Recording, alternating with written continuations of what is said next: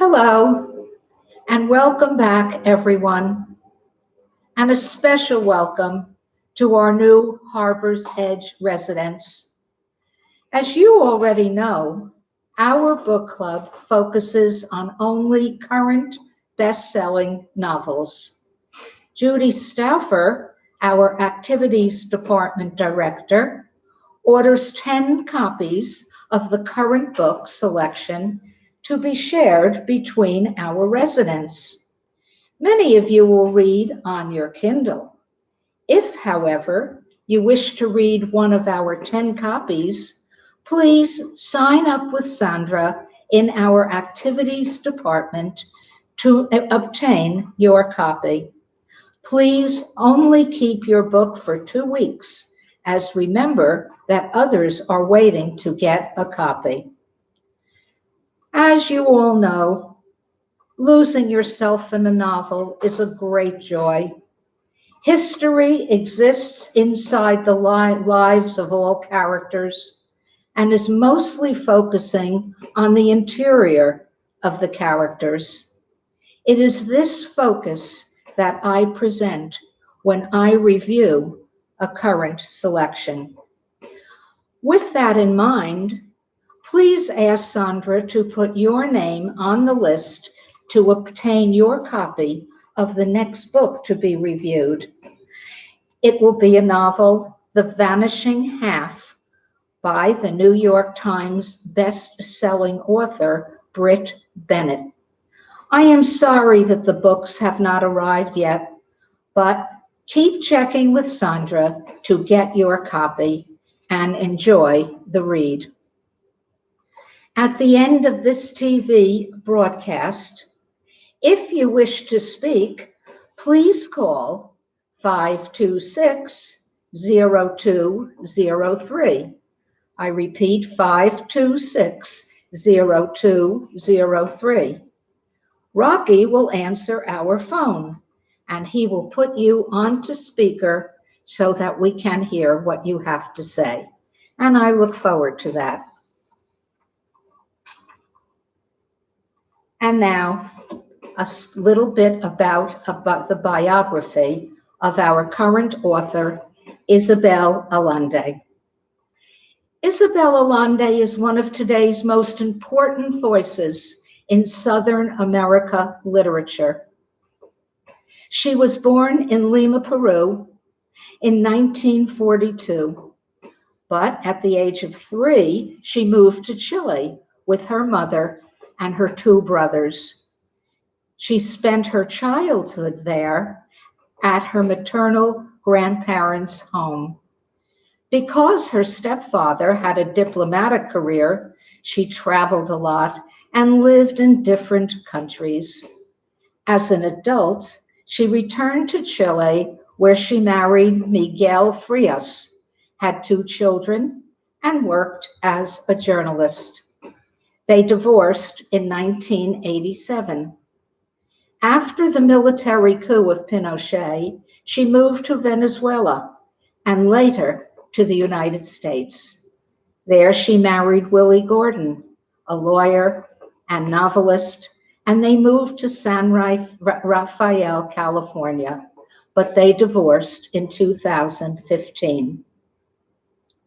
Isabel is first cousin once removed of the former Chilean president, Salvador Allende, the first democratically elected socialist president of Chile.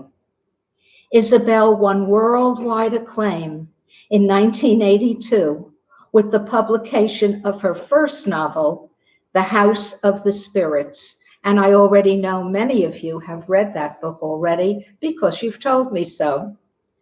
Since then, she has authored 24 best-selling, critically acclaimed books, which have been translated into more than 42 languages. In addition to her writing, she devotes much of her time to human rights causes. In 2014, President Obama awarded Allende the Presidential Medal of Freedom, the nation's highest civilian honor. And in 2018, she received the Medal for Distinguished Contribution to American Letters from the National Book Foundation. And this was among many other awards. I could go on and on with the list.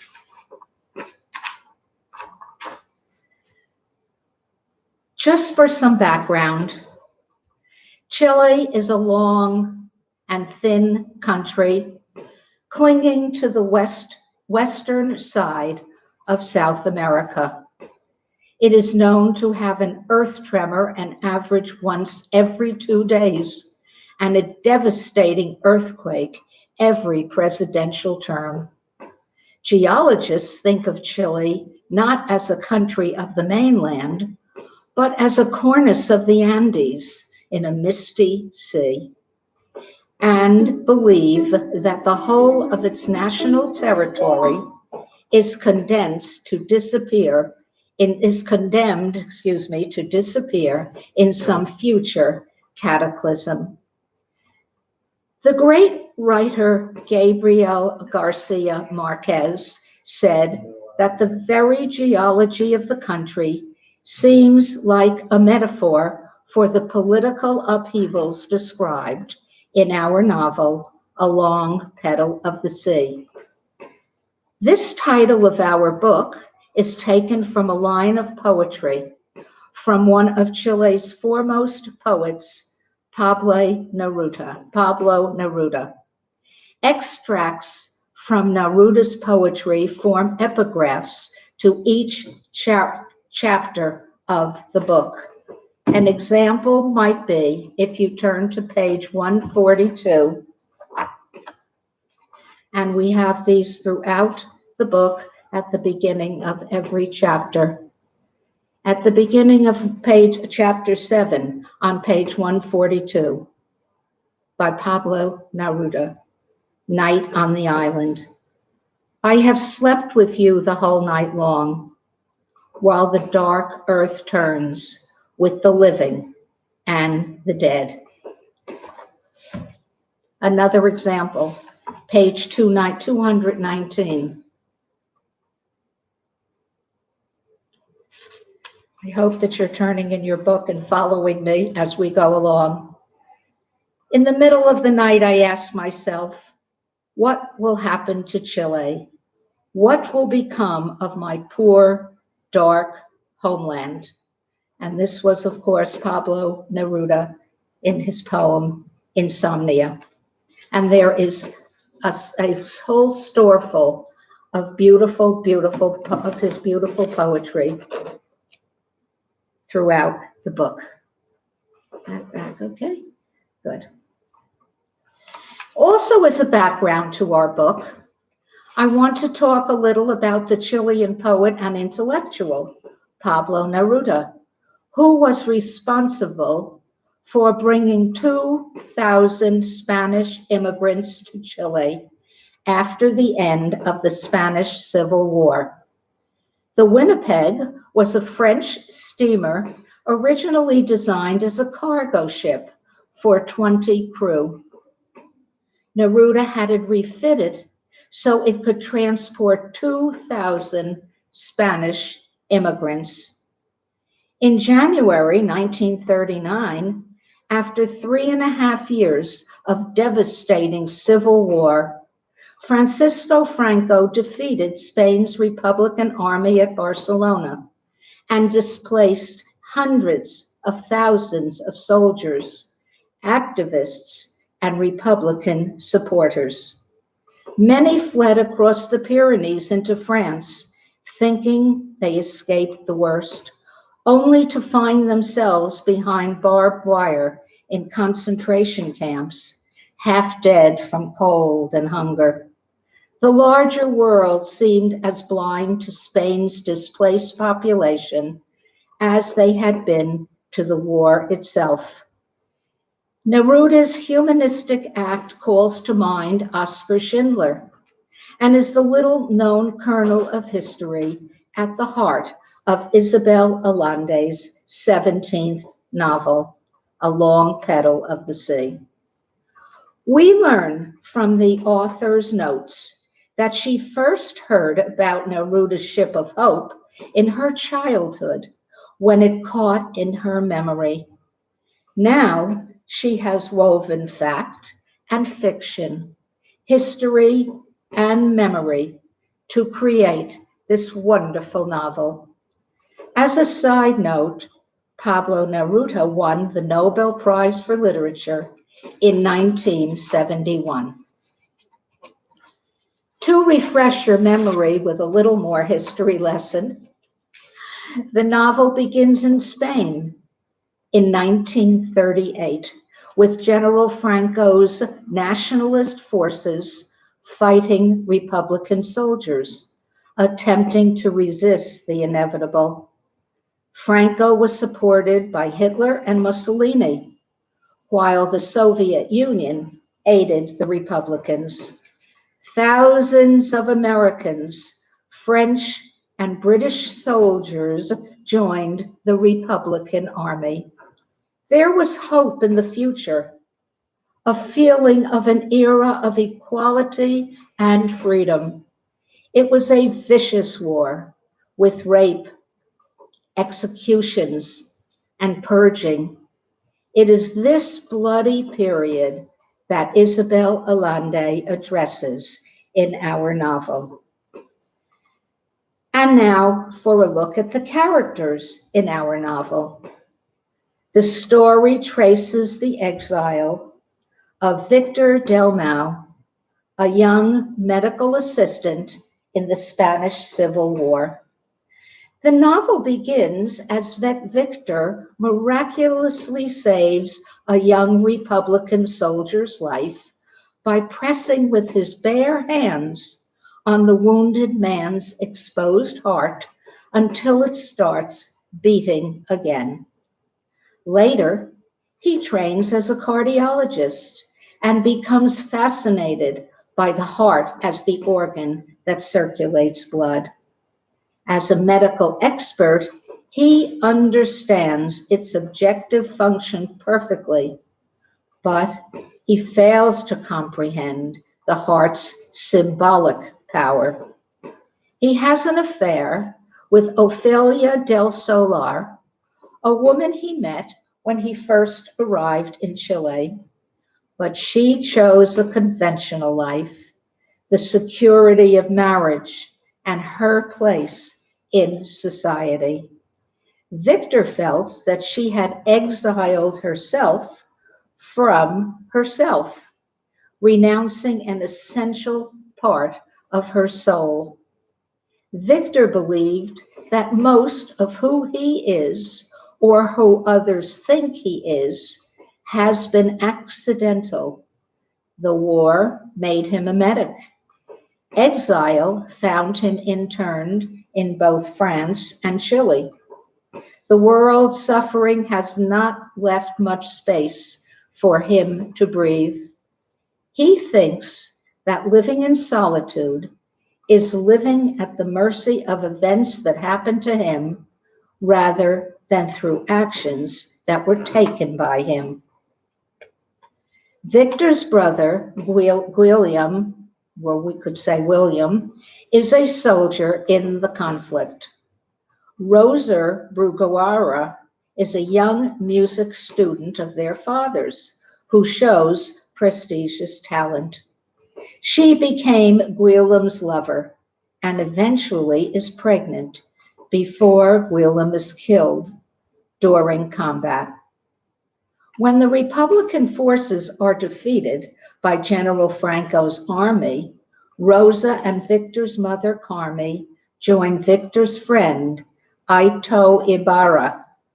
Along with thousands of others, they attempt to cross into France. The Dalmau family had no shortage of suffering: typhoid, dehydration, displacement, torture, exile, and death. This was difficult reading. Friendship, romance, family, and sense of self were all tested, mostly because the cruelty of war eliminates those rare opportunities to display and preserve humanity. But the borders are closed when Pablo Neruda persuades the Chilean government to accept 2,000 Spanish refugees for resettlement. He invites Victor Dalmau and his deceased brother's girlfriend, Rosa, on board the ship. They learn that only married people would be accepted. To increase their chances of making it, Victor and Rosa remarry, and they spend their time in Chile together, formally as husband and wife. Victor spends time with and plays chess with a young, fiery senator named Allende, the author's real-life relative, who will become president in 1970. Victor manages to practice medicine again, and Rosa returns to teaching and playing piano. The marriage is stable and respectful, and deep feelings developed for each other over the decades when they're together. However, the existential feeling of isolation never leaves them during their time in exile. As much as the book may appear to be a novel about these characters, it is also about Chile and the impact of fascism on people in the 20th century. Both Victor and Rosa have been forged by grief and suffering. Rosa comprehends her misfortunes and bravely moves forward into the world. Victor internalized his, and he longs for solitude. He mistakes solitude for independence and resistance to feeling for courage.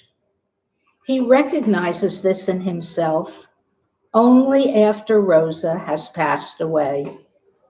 Alone, nearing the end of his life, Victor confronts his own image.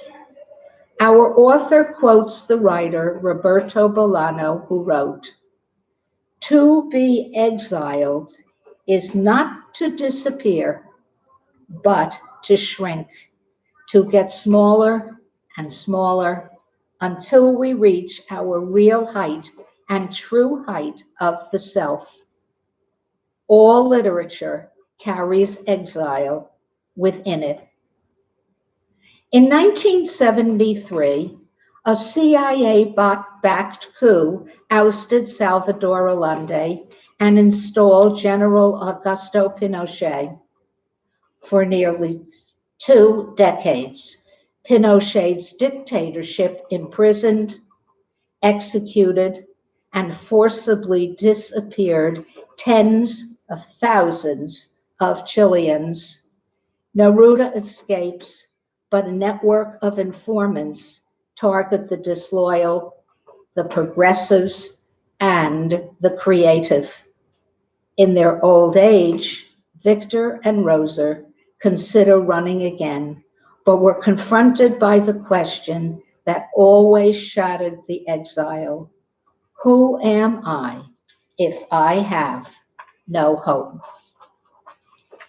Isabel Allende draws directly from history and has based her fictional characters, those that I have just discussed with you, upon real people whom she has known and interviewed.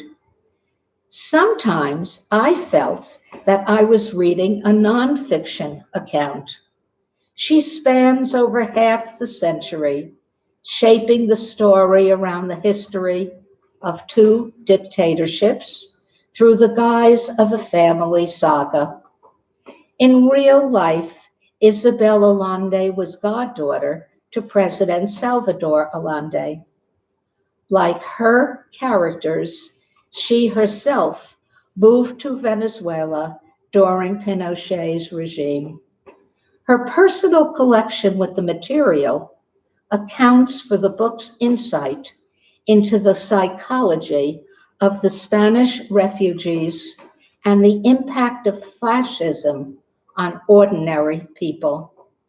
She was driven from Chile to Venezuela in the 1970s during Augusto Pinochet, when her name appeared on a wanted list. It was there that her writing began, and she developed her theme of displacement. Victor and Rosa have the patience to endure their ideals and hopes that shape their lives, a belief in decency, the need for purpose, and genuine connection with others. Almost 15,000 people perished in the French camps, 9 out of 10 children. Yet they were able to understand that while displacement shaped their lives, it was the connection that Victor and Rosa made with each other and with others that was stronger than any national border. Isabel Allende gives us a story of Victor and Rosa as they fall slowly in love with each other and the discovery of one's capacity for wonder in a world gone mad. Allende's writing is light and fast. Her work moves like a fairy tale. She collapses the long lives of her characters into a quick 13 chapters and comes across as melancholy. Her research is evident on every page as she upholds her theme of displacement in one's life. One additional comment I would like to refer you to. Picasso painted Guernica after Spanish General Francisco Franco ordered the Nazis and Italian fascists to bomb the Basque town of Guernica in 1937. His painting is terrifying. It strips figures to their bare, broken, naked bones, disseminated by a new kind of destruction. The atrocity was one of the first instances of aviation being criminally used to target civilians, a dangerous precursor of what was to befall Europe soon after. Thank you. And now, do we have any people who wish to call in to make some comments, add to my review, or anything else that you might like to say? As a reminder, the phone number is 526-0203. Thank you very much. Well, we'll wait and see if the phone rings. Yeah, we'll see. Mhm. Yeah, we'll wait a little bit and see if Yeah. anybody wants to call in. And I hope that you're enjoying your afternoon in front of your television. You ready? This was a first experience to have a broadcast such as this. Hello, you're live. Hi. Hi, this is Ellen Bonham. Hello, Ellen. Hi, I just want to thank you so much, Ethel. That was a phenomenal review. And I've got to admit, I only had a chance to read the last 4 or 5 chapters, but I want to read the whole book now. And you gave so much history. The way you present, because you're an author, you present very, very well. And thank you. It's a heck of a lot of work, and we appreciate your love and effort that you put into it. Oh, Ellen, thank you so much. That's so encouraging.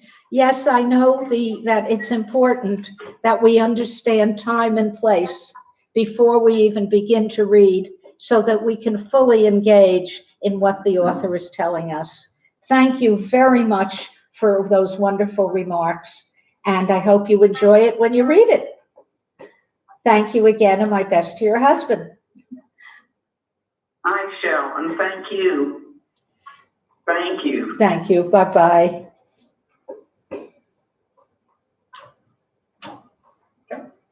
We'll see if anybody, Yeah. give it another minute or so. We'll see if anybody else calls in. Rocky is standing by if there are any more calls.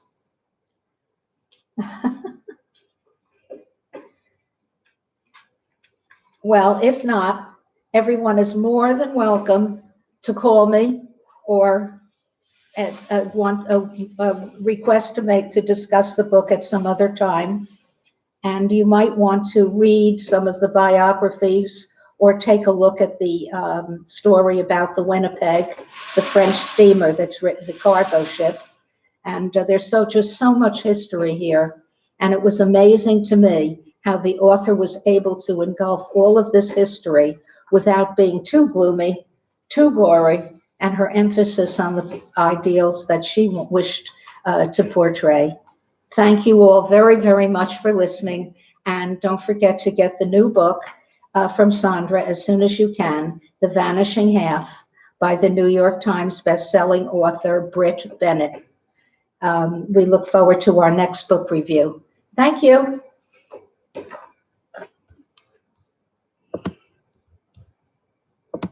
And we're off.